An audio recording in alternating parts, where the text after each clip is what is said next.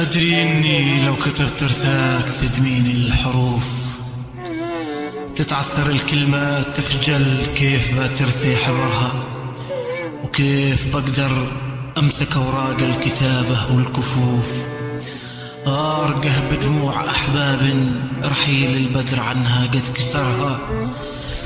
أدري إني عظيم الحرف مؤمن بالحتوف، بس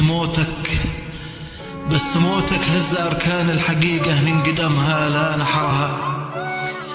كيف يا بدر القصايد بكتب المرثات وعيوني تشوف في وجوه الناس حزن ما قدرت أصبر ومعي صبرها.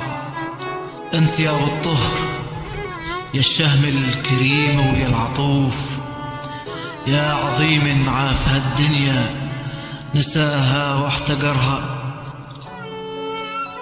كيف اسطرها حروف الموت في وجه الكسوف، والهوى والشعر يبكي والمنى دمعي سطرها.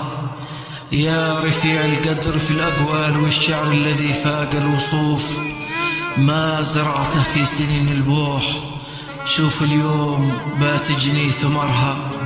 ما سرى طريق إلا والقصيد اشتاق للقلب الرؤوف، والعيون سحاب أرخت من مدامعها مطرها. واه يا ونات أنغام وخانتها الظروف، وصار أبو نوره يداريها ويخشى من قهرها.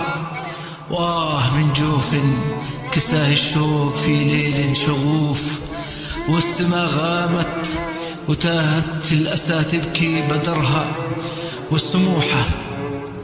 والسموحة عافت أيام القصيد وما أعوف، نبرة للبدر ندت في شذا الدنيا عطرها. والسموحة عافت أيام القصيد وما أعوف، نبرة للبدر ندت في شذا الدنيا عطرها.